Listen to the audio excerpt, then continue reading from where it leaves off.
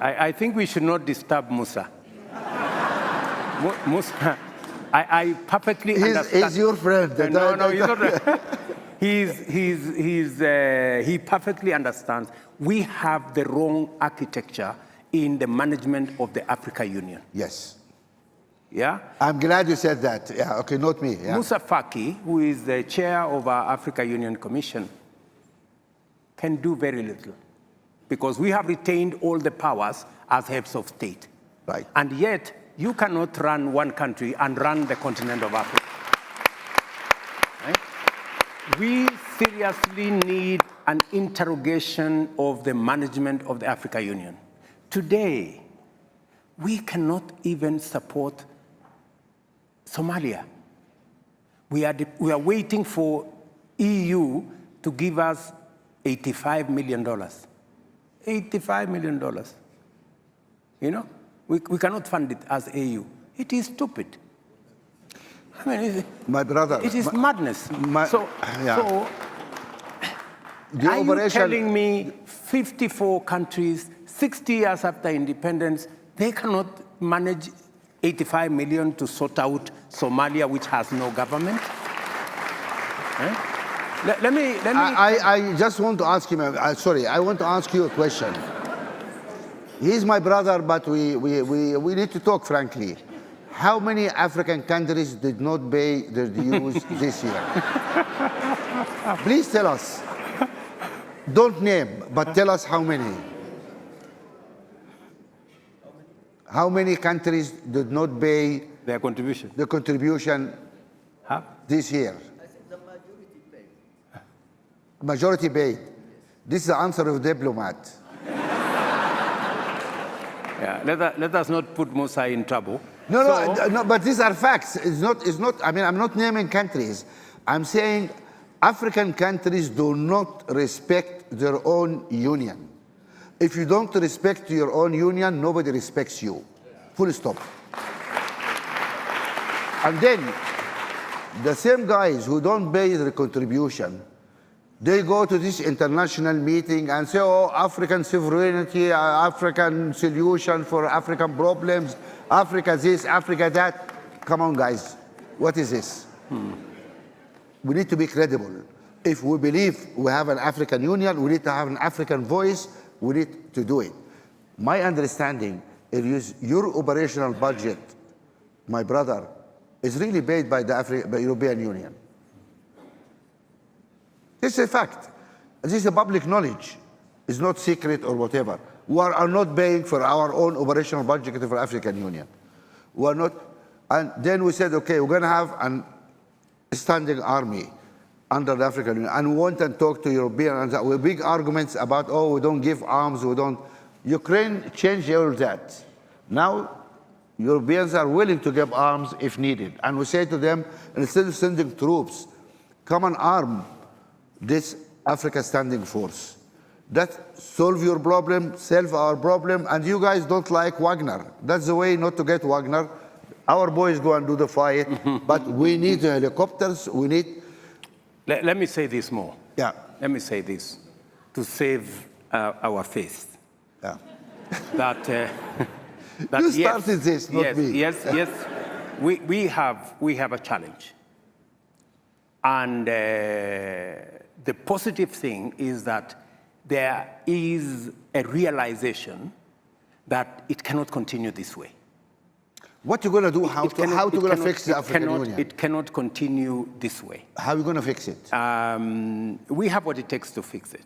And the conversation is already begun on what do we realistically do to be able to get the African Union to take charge of the affairs of our continent. Let me give you a case in point. We decided, for example, that we are going to assemble our market using the Africa Continental Free Trade Area market that's good ecosystem. Yeah. And the positive thing is that it was unbelievable at the rate at which we were able to achieve consensus and we were able to achieve ratification. And I want to tell you, it is among the things that happened in the shortest time possible. It tells you there is greater realization that unless we act in concert, unless we act together, we are unlikely to make any impact anywhere. How many African presidents are on board? We have, at least on the market issue, we have put that together. There is a debate that is going to evolve. Like, for example, we have also decided that it will not going to be business as usual. We have these meetings, Africa, US meeting, Africa, Europe, Africa, Turkey, Africa, India. Now we are waiting for, there is another one, Africa, Russia. And Africa, Japan. And Africa, Japan.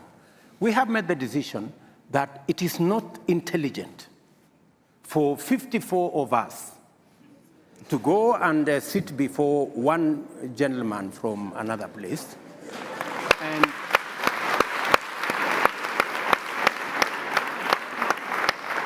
I mean, and sometimes we are mistreated. Yeah. You know, we are loaded into buses like school kids. You know, and it's not right. Well, you are summoned, you know. It's not right.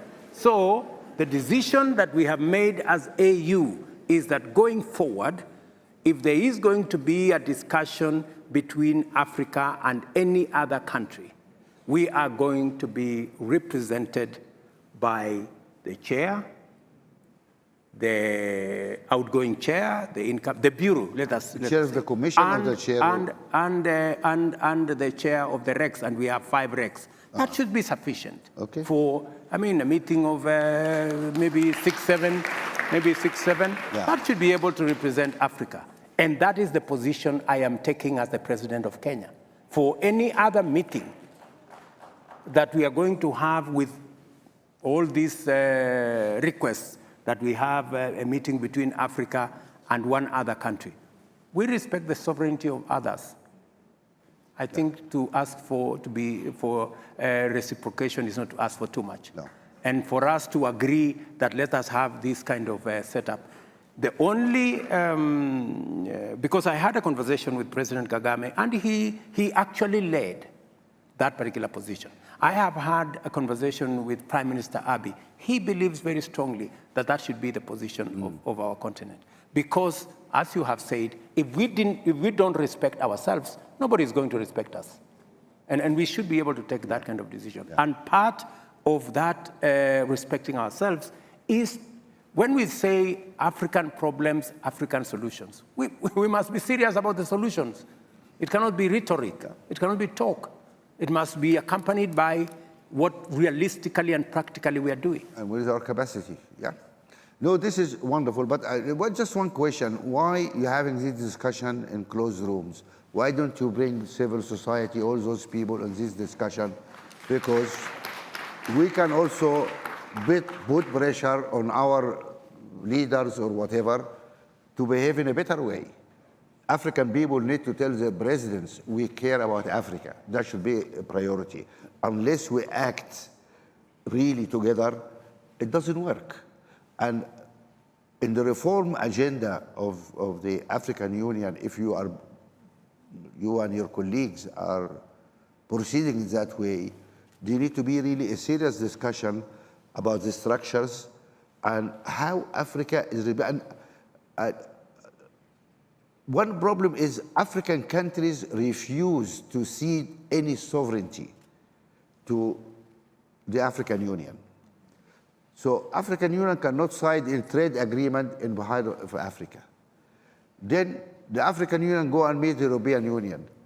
This is not balanced. It is not. Because those guys had 27 countries, gave them sovereignty. Yes. But our guys here don't want to give any sovereignty, cede any sovereignty to the Union, as if, you know, this is something very fantastic they have to keep. When countries like Germany, like big countries, agreed to cede sovereignty to the collective body because they are smart, they think when they are together, they negotiate better deals.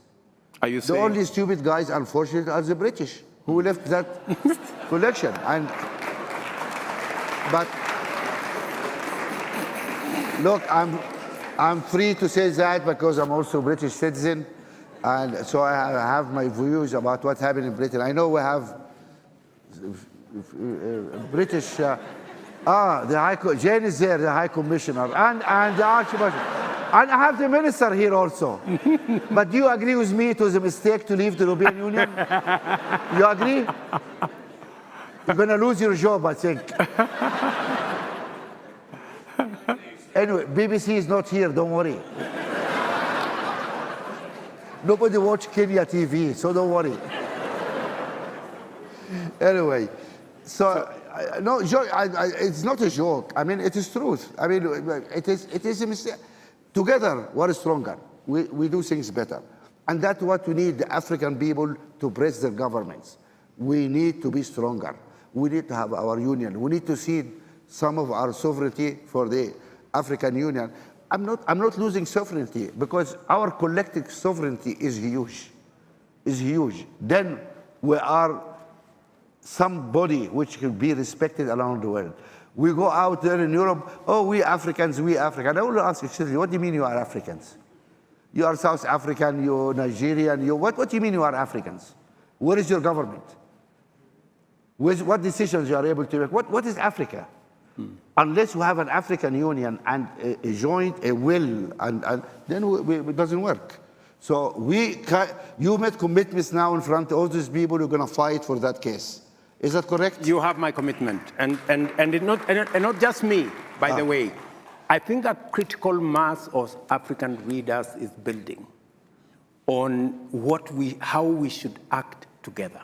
I told you, this particular position of consolidating what we need to do and how we need to engage with the rest of the world was actually driven by President Kagame. Excellent. We've talked with many other heads of state, and I think there is a critical mass emerging that we need to act differently. We need to work smart. Let me tell you of an unfortunate situation. I visited one of the countries, I don't want to say which one, and we were having a conversation about the economic partnership agreement between EAC and the EU. Yeah. The EU, 27 countries, 520 million people have agreed on what we need to do. EAC, we are sizable, 170 million people. Then one country, and I don't want to say which one, refused to sign. So he said, no, we need to teach these people some lesson. So I'm listening. Your country has 11 million people. What are you going to Now we teach? know the country.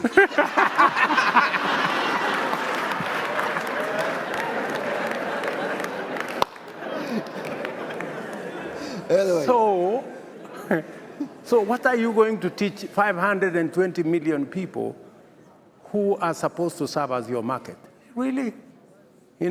So sometimes we undermine our own case because of not acting properly. So I want to promise you that it is our challenge. The realization alone that we have a problem is halfway the solution from where I sit.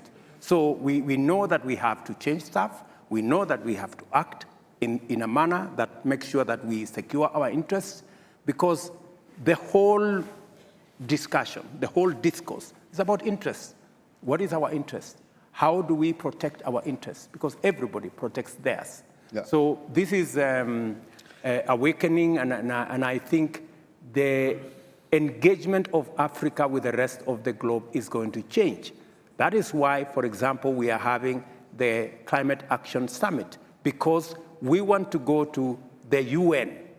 We want to come to the UN General Assembly. We want to go to COP28 with an African consolidated position, speaking with one voice, the whole lot of us, so that people can know we know what we want and we will not back down. This is wonderful.